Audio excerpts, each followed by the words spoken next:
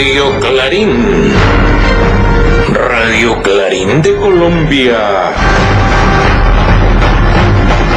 Buen día, apreciada audiencia. De nuevo con el noticiero Radio Clarín de Colombia. De hoy, 25 de octubre del año 2020. Con la dirección y conducción de quien les habla, Iván Manuel Arango Páez. Y J. Manuel Arango C. Hoy tendremos un cubrimiento en Radio Clarín de Colombia desde Argentina, Cuba, Uruguay, Bolivia, España, Ecuador, Brasil, Nicaragua, Chile y Colombia. Por lo tanto, ya estamos listos para ampliarles la información de los principales hechos noticiosos. Les extendemos la invitación a nuestra audiencia para que continúen realizando un análisis objetivo. Estos son nuestros titulares. Retirar a Luis Almagro de la OEA. Denuncias por genocidio ante bloqueo contra Cuba. Gobierno del Uruguay no despega. Ratificado un triunfo más del movimiento al socialismo en Bolivia. El 6 de noviembre se define la libertad de Uribe en Colombia. Y celebran Día de Víctimas en el exterior. Indígenas, nuestra salvación. Se reactiva economía en Arauca. Bolsonaro impide adquirir las vacunas contra el COVID. Sandinismo celebra triunfo del MAS y de plebiscito en Chile. Hoy exactamente en Chile, después de Allende, viene la situación de Chile. Entramos así las noticias desde Argentina, porque junto al Grupo de Puebla piden renuncia del agente de la CIA, que en este caso es de Luis Almagro, que funge como secretario general de la Organización de Estados Americanos. Escuchemos los principales aspectos que nos amplía nuestro corresponsal desde Argentina, Alberto Mas. Hola Manuel, hola Iván, buenas tardes audiencia. Para demostrar que en la Argentina el poder está en disputa, el gobierno, luego del bochornoso voto en la ONU contra Venezuela, declaró lo que no se puede disimular con nada.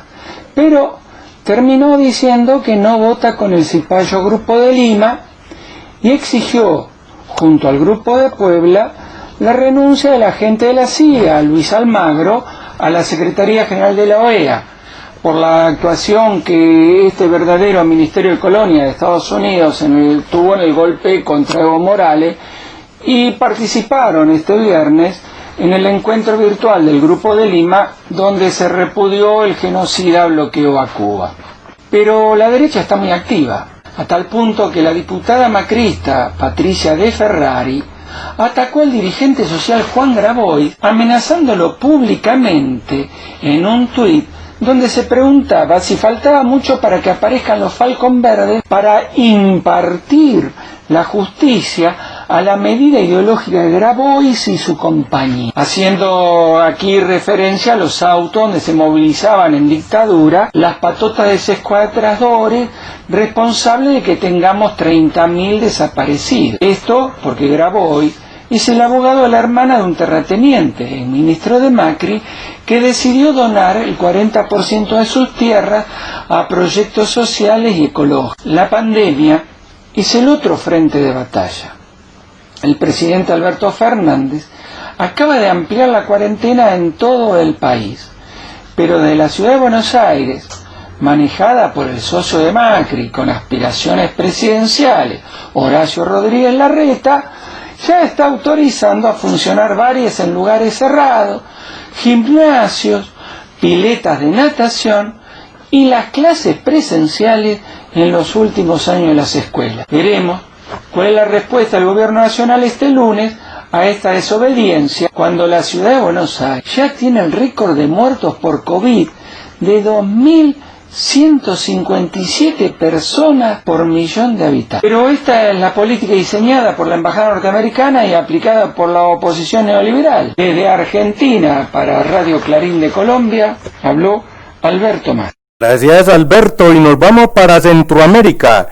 Cuba, después de soportar por más de 5 décadas el criminal bloqueo económico por parte del imperio, eleva denuncias internacionales. Así nos lo hace saber nuestro corresponsal, Tony López. Buenos días, audiencia. El canciller cubano Bruno Rodríguez ha presentado ante las Naciones Unidas la denuncia por genocidio por el bloqueo económico que por 58 años ha mantenido el gobierno de los Estados Unidos contra la República de Cuba. Bloqueo que se ha recrudecido al máximo nivel durante el gobierno de Trump en complicidad con la mafia cubano-americana de Miami, y que ha llegado al extremo de sancionar a cualquier empresa que comercie con Cuba medicinas, alimentos y todo tipo de intercambio, incluso en el turismo, acuerdos culturales, recreativos, deportivos, científicos y de salud. Queremos dejar patentizada esta política totalmente genocida y que viola los acuerdos internacionales. La revolución cubana, con el mayoritario apoyo del pueblo cubano, resiste heroicamente y se prepara para depender solo de lo que ella pueda producir internamente y sustituir importaciones. Se mantiene inalterable el sistema de atención a la salud. La COVID-19 y sus resultados desde marzo hasta hoy, 23 de octubre, solo hemos tenido 6.479 infectados, hospitalizados 452, se han dado 5.899 altas y 128 fallecidos. En preparación y prueba la vacuna y el apoyo solidario a otros países y pueblos, salvando vidas en 39 países caribeños y latinoamericanos, y no enviando bombas y balas para matar a los pueblos. Muchas gracias. Desde La Habana, Cuba, para Radio Clarín, les habló Tony López. Gracias, Tony. Así es, con toda la cabeza contra el imperio. Uruguay. A un año de gobierno, el presidente no ha realizado una sola ayuda social, así como nos lo estaba diciendo nuestra corresponsal Silvia Ual. Buenos días, audiencia. En Uruguay, en este gobierno de derecha multicolor, en esta época de pandemia y a 8 meses de haber asumido el cargo, el gobierno no ha hecho ninguna ayuda social. Miles y miles de empleados públicos y privados ya no tienen trabajo. Van a quedar en este año 2.000 docentes sin trabajo por recorte de presupuesto. Están haciendo recortes en la educación, en la salud, en las jubilaciones, y dijeron que por 2 años no iba a haber aumento de salario. Están cerrando las escuelas rurales porque dicen que no tienen presupuesto, como tampoco para vivienda. Pero sí los militares, que ya están jubilados, tienen cargos administrativos en el gobierno, con excesivos sueldos, algo ilegal para el Uruguay. Pero el gobierno no explica por qué compró 2 aviones tanqueros. Los aviones adquiridos en España no son de los años 80, como dijo Javier García, sino de los años 70.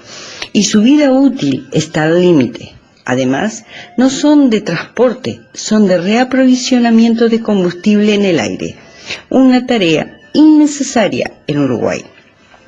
Los 2 aviones adquiridos en España por unos 25 millones de dólares cada uno. Tienen una antigüedad de 47 años y su vida útil está a punto de caducar. Y el pueblo uruguayo come en ollas populares porque no tiene comida. Desde Uruguay, para Radio Clarín de Colombia, les habló Silvia Ual. Gracias, Silvia, allá en el Uruguay. Y nos vamos para Bolivia. Ratificado el triunfo absoluto del binomio Arce-Choquehuanca. Así nos lo hace saber nuestra corresponsal, Zoya Coronado.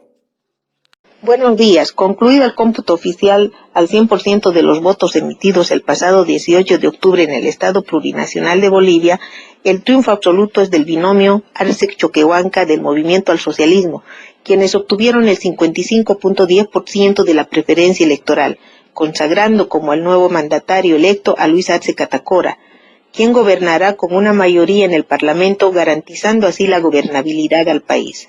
El candidato de Comunidad Ciudadana, Mesa, obtuvo 28.83%, quedando 27 puntos por debajo de Arce. Luis Fernando Camacho, de Creemos, agrupación ciudadana de extrema derecha, se ubicó en el tercer lugar con 14% de los votos, siendo su reducto la ciudad de Santa Cruz. Este triunfo del MAS ratifica la voluntad del pueblo de la necesidad de un cambio social, ven en Arce a la persona que será capaz de reactivar la tan malograda economía que está dejando el gobierno transitorio. Por otra parte, estos resultados sacan a la luz toda la tramoya orquestada por Almagro hace un año atrás, en el que, vulnerando la soberanía de Bolivia, desconoció las elecciones por un supuesto fraude. En tal sentido se suman las voces que piden su renuncia de la OEA. Por otro lado, se espera que la transmisión de mando sea la primera quincena del mes de noviembre. Desde Bolivia para Radio El Clarín de Colombia les habló Zoya Coronado. Muy bien, colega Zoya Coronado, muchas gracias. Ahora damos paso a noticias de Soacha. El próximo 6 de noviembre de 2020 se definirá si revocan la decisión de la juez 30 del control de garantías que le dio la libertad a Álvaro Uribe, y por lo tanto la decisión está ahora en manos del juzgado cuarto penal del circuito. Escuchemos los principales argumentos que nos amplía desde Soacha Óscar Rodríguez Ortiz. Buen día, audiencia, un saludo cordial desde Soacha, territorio de paz. Luego de salir de ese encierro infernal de su finca, el señor Uribe Vélez tendrá el próximo 6 de noviembre su cita para llevar a cabo la audiencia, en la cual el juzgado cuarto penal del circuito de Bogotá decidirá sobre el recurso de apelación que presentaron el defensor del senador Iván Cepeda y el exfiscal Eduardo Montealegre tras el fallo en primera instancia de la juez 30 de control de garantías que le otorgó la libertad al susodicho. Se espera que la diligencia inicie alrededor de las 8:30 de la mañana, si es que alcanza a llegar, o si su abogado no le da diarrea, para que el juez decida si mantiene o tumba la decisión de la abogada Clara Jimena Salcedo, quien ordenó la libertad del exmandatario el pasado 10 de octubre, luego de 2 meses de horrible y sufrida detención domiciliaria. Recordemos que esta decisión fue decretada por la Corte Suprema de Justicia, cuando en su momento llevaba el caso en contra del ex senador Uribe por soborno a testigos y fraude procesal, y como ellos sí pueden hacer de la justicia una burla, renunciando a su curul de senador, Uribe y su parafernalia pasó a manos de la Fiscalía. Primero había que generar un gran debate sobre la ley bajo la cual debía continuar el caso, si era el de la Corte Suprema de Justicia bajo la ley 600 o del sistema penal acusatorio de la ley 906. Y como la jueza Clara Jimena, al determinar que el proceso iba a regir la ley 906, dejó en libertad al líder del Centro Democrático tras considerar que no se concibe la validez de una medida de aseguramiento sin una previa formulación de imputación. Desconoció así lo actuado por la Corte Suprema en este país, como se dirían los pájaros tirándole a las escopetas, una juez dejando sin valor ni efecto una decisión de la Corte Suprema. Por este motivo, el senador Iván Cepeda apeló a la decisión. A la juez no le sirvió la abundante jurisprudencia que permite asegurar que puede existir una equivalencia entre la indagatoria que ya cumplió en la Corte y la imputación de cargos. Por algo, el fiscal Eduardo Montealegre gritó en audiencia: acaban de dejar libre a un hombre que ha cometido graves violaciones a los derechos humanos.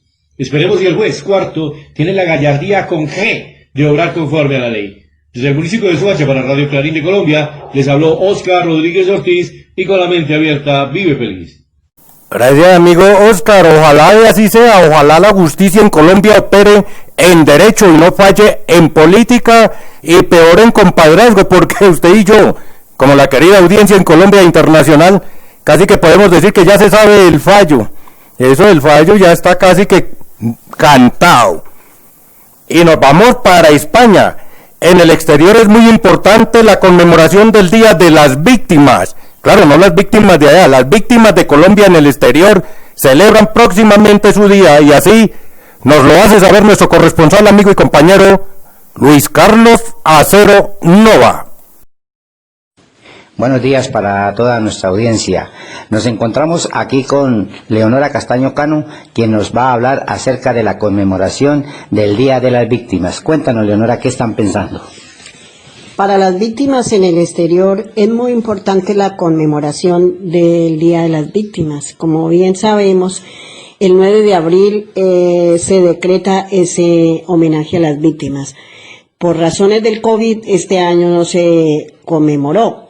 Y las organizaciones en la comunidad valenciana que trabajamos con víctimas del conflicto al consulado para que esta conmemoración tenga que ver con los derechos de las víctimas, y esto va a ir más allá de una simple conmemoración, sino que nos reporte un proceso de educación ambiental que culminará con una actividad simbólica en el huerto y Ecoaldea, aquí en Lénova, donde cada víctima plantará un árbol, estampará su nombre y dejará una frase que dé cuenta de la memoria del conflicto armado. Así que muchas gracias por permitirnos dar esta información. Muchas gracias, Leonora. Qué importante que podamos transmitirle al mundo entero lo que tiene que ver con las víctimas, lo que pensamos a nivel internacional, cómo las víctimas no pueden ser reconocidas solamente por lo que aportamos, sino también por lo que estamos haciendo y por lo que de una u otra manera estamos aportándole a ese país. Hoy tendremos la oportunidad de escuchar al Parlamento colombiano, quien está discutiendo sobre la representación de los colombianos en el exterior. Estemos atentos para ver qué va a pasar, pero seguros que vamos a salir victoriosos. Para Radio Clarín de Colombia, desde España, les habló Luis Carlos Acero. Muchas gracias. Gracias a ustedes, Luis Carlos Acero, y también salúdame y felicitaciones para Leonora Castaño, a quien no escuchaba hace más de 30 años. Muy buena por esa, y nos vamos ahora para Argentina. Que vivan los indígenas, porque aún nos pueden salvar de la mala maraña. Es una interesante reflexión que realiza Norma Estela Ferreira. Querida audiencia, vivan los indígenas de Bolivia y todos los indígenas americanos que aún pueden salvarnos de la maraña perversa de los blancos europeos, que hoy intentan ponernos las reglas con la ONU, con la OEA, con tantas cosas y tantas organizaciones perversas que pretenden digitar nuestros destinos. Vivan los indígenas. No en vano murieron 94 millones de ellos, que existían en América con una civilización mucho más avanzada que la europea. Claro que eso no nos enseñaron. Claro que no nos enseñaron tampoco que tuvieron que traer esclavos del África, porque aquí no había esclavos. Ninguno podía esclavizarse, solo morir. Por eso es que hay que leer las cartas de Colón a la reina, las cartas de Hernán Cortés. Ellos decían la verdad de lo que encontraron aquí sobre nuestros antepasados, que hoy están vivos y nos van a salvar a todos los demás. Gracias, hermanos indígenas. Los valoro increíblemente. Viva Venezuela, viva Bolivia, viva Cuba. Para Radio Clarín de Colombia, les habló Norma Estela Ferreira. Gracias, Norma Estela, y es que precisamente los indígenas, nuestros ancestros, nos acaban de dar una demostración de hidalguía, de guerrerismo sin claudicar en Bolivia en las urnas. Ratificaron precisamente el gobierno del MAS, allá, el más querido en Bolivia. Y también en Colombia reciente acabamos de pasar por la famosa minga que termina el término del pasado 21, uniéndose al gran paro cívico nacional. Y ahora nos vamos para la Puerta Grande del Amazonas, la Puerta Grande de Colombia. 15.000 millones gestiona gobernador para reactivación de la economía en el departamento del Arauca. Así nos lo deja saber nuestro corresponsal Yaruro Pinilla. Muchas gracias, compañeros de Radio Clarín Colombia. Estas son algunas de las principales noticias del departamento Arauca con su amigo y servidor Yaruro Pinilla. Suspenden por inconveniente adecuación del hotel como lugar de reclusión transitorio en el centro de la capital araucana. Muere soldado en combate con disidencia de las FARC en el municipio de Cleao Norte. Campaña Seguridad Vial, Se Toma Tu Región, llega a Arauca en busca de reducir los índices de accidentabilidad. Gobernador de Arauca gestiona 15.000 millones de pesos con el gobierno nacional para la reactivación económica del departamento de Arauca. Migración Colombia expulsó a 6 ciudadanos venezolanos, miembros de la banda Los Rapiña, que venían atemorizando la capital araucana con su vandalismo. Mujeres víctimas de la violencia participaron en Vivificarte, un proceso de vinculación a 63 mujeres víctimas del conflicto armado y la violencia en norte de Santander y Arauca. Se reactivarán las ferias y concentraciones ganaderas en todo el país. Departamento de Arauca participará en el simulacro nacional Respuesta a Emergencia. Pues mis amigos, Esas fueron algunas de las noticias más destacadas en el departamento de Arauca. Esto es Radio Clarín de Colombia. Que pasen un feliz resto de día. Dios les bendiga. Muchas gracias, Yaruro, por ese completo reportaje desde Arauca. Ahora damos paso a noticias desde Ecuador, porque parece que existe una competencia entre corruptos. Escuchen bien, corruptos donde todos ganan. Caso como por ejemplo el que señala Antonio Ruiz desde Ecuador. Buenos días, querida audiencia. Estos tiempos, los acontecimientos y acciones de las élites económicas en contra de la población son tan numerosos que parecería que hay una competencia de quién es peor, y no me queda más que decir que todos ganan. Tenemos una asamblea llena de corruptos, donde pocos se salvan. Gran parte de ella están sumidos en actos de corrupción, empezando por su presidente, el señor Litardo, salpicado con el reparto de hospitales. Y de ahí la explicación por qué es la carta de salvación que tiene este gobierno corrupto. Luego tenemos los asambleístas, que cuentan con un carnet de discapacidad, que les permitió importar carros de lujo, y la devolución o no pago de impuestos. Un consejo electoral que ha hecho de todo para impedir la participación de los candidatos progresistas y que al final tuvo que ceder a las presiones del pueblo, aprobando el binomio. Un ministro de Finanzas que deja quebrada la economía y luego se va con la felicitación del gobierno. Y no me canso de decirlo, gobierno corrupto. Una ministra de gobierno que tiene que responder a un juicio político, pero también debería ser juzgada por un sinnúmero de actos penalmente aprobiosos. Y así, el tiempo es cortísimo y los actos corruptos son muchos, y muchos los implicados.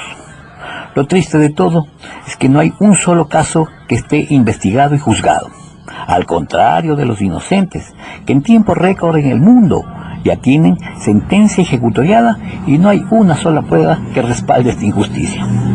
Lo bueno, al final de cuentas, es que ya se van. Seguramente huirán al norte, ya sabemos dónde, y se pondrán a buen recaudo. Sin más por el momento, desde Ecuador para Radio Clarín de Colombia, les habló Antonio Ruiz. Gracias, Antonio. Y mientras tanto nos acaban de informar acá desde Chile, desde Santiago, que la gente desbordadamente está votando hoy en las urnas. Oiga, hoy se desboca la gente en las urnas allá en nuestra hermana República de Chile, aprobando el referendo, el plebiscito, precisamente ese plebiscito que tanta falta estaba haciendo, inclusive antes del asesinato de Salvador Allende. Y nos vamos para el Brasil. Bolsonaro, como buen dictador, como fiel cómplice del imperio norteamericano, impide a su ministro, a su propio ministro de salud, la adquisición de la vacuna contra el COVID. Oiga, qué estupidez, porque también para él esto tiene colores, ¿no? Prefiere su pueblo muerto antes que recibir la vacuna para que salve vidas. Así nos lo hace saber nuestro corresponsal, Alan Regí Danta. Buen día a tu audiencia. Esta semana el presidente brasileño Jair Bolsonaro no permitió al ministro de la Salud, general Eduardo Pazuello, la compra de 46 millones de dosis de la vacuna desarrollada por Sinovac de China en alianza con el Instituto Butantan en São Paulo. La decisión del presidente generó fuertes críticas de los políticos de la oposición. Brasil ya tiene más de 156.000 muertos y 5 millones de infectados. El partido Red de Sustentabilidad presentó una demanda en la Corte Suprema para obligar a Bolsonaro a comprar y distribuir cualquier vacuna aprobada por la Agencia de Vigilancia Sanitaria. La presidenta nacional del Partido de los Trabajadores, la diputada federal Gleisi Hoffmann, presentó un proyecto de ley para que la vacuna contra COVID-19 sea obligatorio. El profesor de Derecho de la Universidad de Fortaleza, Antonio Carlos Fernández, quiere que el Tribunal Supremo Federal impida que el presidente Jair Bolsonaro tome alguna decisión contra la compra de la vacuna anunciada por el Ministerio de la Salud y obligarlo a comprar la vacuna china Coronavac. La petición se basa en el artículo 196 de la Constitución Federal, que tiene la salud como derecho fundamental y el deber del Estado como precepto fundamental. Además, una decisión anterior de la Corte Suprema estableció que todo principio constitucional o norma con esencialidad es fundamental, incluyendo el derecho a la salud. Desde Fortaleza, Brasil, les habló Alan Dantas para Radio Clarín de Colombia. Gracias, Alan. Muy amable, Alan. Damos ahora paso a noticias desde Nicaragua, porque el gobierno sandinista en cabeza de su presidente Daniel Ortega saluda triunfo del movimiento al socialismo en Bolivia, de hecho por una amplia mayoría. Escuchemos los principales argumentos que nos amplía Marcos Hernández Barrios. Muy buenos días desde Nicaragua, la información. Gobierno de Nicaragua felicita con alegría al presidente electo Luis Arce de Bolivia. La compañera Rosario Murillo, vicepresidenta de la República, saludó en su mensaje del mediodía el triunfo contundente del pueblo boliviano en la urna y mandó unas felicitaciones a los líderes del movimiento al socialismo, compañero Evo Morales, presidente electo Luis Arce y al vicepresidente electo David Cochehuanca. Indudablemente, la noticia en nuestro continente América, nuestra América caribeña, es el triunfo indudable del pueblo boliviano en la urna, expresó la compañera Rosario Murillo al leer este mediodía el mensaje de saludo y felicitación. Esa confianza que tenemos en Dios y en el pueblo boliviano, que se convirtió ayer en las nuevas realizaciones de ese pueblo, nueva siempre dentro de este Estado y la creación de Estado plurinacional, que representa la fuerza, el vigor, la gloria de los pueblos originarios, comentó la compañera Rosario Murillo. El mensaje fue enviado al compañero Evo Morales, líder del movimiento al socialismo, que ha ganado las elecciones contundentemente al candidato compañero Luis Arce, que hoy es el presidente electo de Bolivia, al candidato y vicepresidente compañero David Cochehuanca y vicepresidente electo de Bolivia. Añadió que en un día de orgullo nuestro americano y caribeño, un día de gloria, de victoria, reconfirmada, gloria y victorias que se reconfirman hoy, que precisamente certifican todas las victorias anteriores. Desde Nicaragua para Radio Clarín de Colombia les habló Marco Hernández Barrios. Muy bien, Marcos Hernández Barrios de Nicaragua, muy completo también su análisis respecto al triunfo de Bolivia y su pueblo que lucha.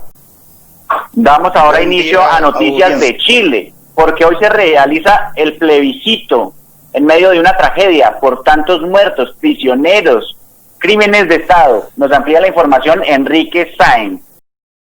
Buen día, audiencia.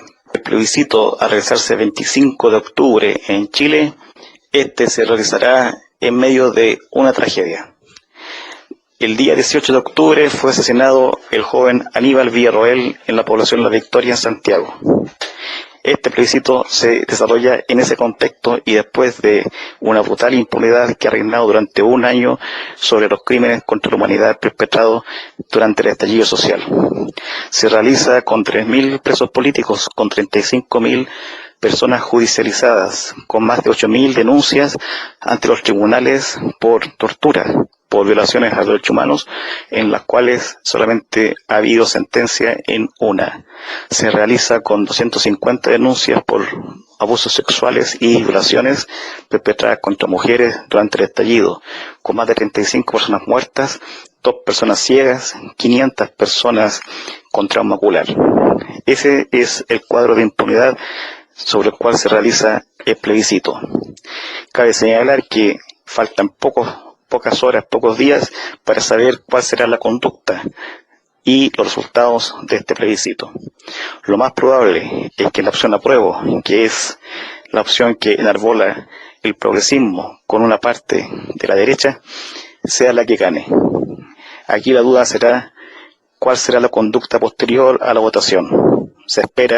Esperamos que el pueblo, después de votar, salga y se tome las calles, no como una forma de festejo, sino como una forma de levantar ese mismo día del plebiscito, de la votación, todas las demandas. Las demandas se ganan en la calle, no en las urnas, ni menos en una salida burguesa a una grave crisis del capitalismo. Este fue, desde Chile, para Radio Clarín de Colombia, les habló Enrique Sáenz. Gracias, compañero Enrique. Muchas gracias, Enrique. Ahora damos paso a la noticia de Bolivia, porque gran victoria en las urnas del pueblo boliviano. Querida audiencia, en emisiones anteriores anunciamos en el noticiero Radio Clarín de Colombia que el binomio boliviano iba a ser el triunfador. Es así como el próximo 8 de noviembre de 2020 será investido ante el Legislativo Nacional el presidente electo de Bolivia, Luis Arce. Escuchemos los principales argumentos que nos amplía Fernando Gonzaga desde Bolivia. Como lo veníamos anunciando, gran victoria del pueblo boliviano en las urnas electorales. Lindo día, audiencia. Empezamos con la noticia en Bolivia. Después de mucha lucha por parte de sectores de los trabajadores para tener una fecha de las elecciones presidenciales que no pueda moverse más después de sufrir golpe de estado, en Bolivia al fin se respira aires de libertad. La derecha boliviana una vez más sufre una vergonzosa derrota. Así lo afirmó el ministro de la Muerte, Arturo Murillo, al momento de reconocer los resultados electorales. El candidato del queridísimo ahora expresidente Evo Morales ganó en primera vuelta con una ventaja de más de 26% sobre su principal opositor Carlos Mesa. Por su parte, gobiernos latinoamericanos, organismos internacionales y partidos políticos contrarios felicitaron a Luis Arce, candidato del MAS, por su triunfo en estas elecciones. Con una diferencia de más de 20 puntos, el candidato del MAS obtuvo 55,1, seguido del candidato de Comunidad Ciudadana Carlos Mesa con un 28%, y tercero Luis Fernando Camacho con un 13,84%, que fue cabeza del golpe de estado en Bolivia el año 2019. Bolivia nuevamente dijo no a la derecha, no al saqueo, no a la esclavitud, no a la pobreza y sí a la libertad. Asimismo, los líderes de izquierda latinoamericana no esconden su satisfacción frente al gran triunfo de los nacionalistas. La patria grande no tiene quien los detenga. Como dice el dicho, no hay mal que 100 años dure, y el país es un gran ejemplo de ello. Para Radio Clarín de Colombia, desde Bolivia les hablo Fernando Gonzaga. Muy bien, Fernando, muchas gracias por su reporte. Y no olvide, querida audiencia, amigos y anunciantes en general, que no deje de sonar Radio Clarín de Colombia, adquiriendo desde ya el espacio para su programación, haciendo también sus anuncios durante el noticiero o haciendo su donación voluntaria en la cuenta de ahorros número 221-93407-28 de Bancolombia a nombre de Clarín de Colombia, que tiene el NIT 900-441-830-3. Y desde el exterior, giros a nombre de Iván Manuel Arango Páez, cédula 1026-256-842, o de J. Manuel Arango C, con cédula 17-667-143. Y les invitamos a seguir visitando nuestro medio de comunicación virtual, Clarín de Colombia, en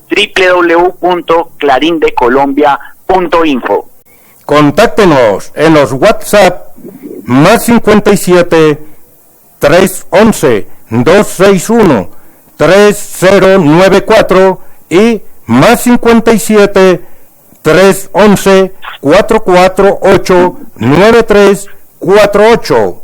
Y es así, querida audiencia de Radio Clarín de Colombia, que hemos llegado al final de esta emisión, con la dirección y conducción de quien les habla, Iván Manuel Arango Páez y J. Manuel Arango C. Hasta el próximo día, querida audiencia. Radio Clarín. Radio Clarín de Colombia.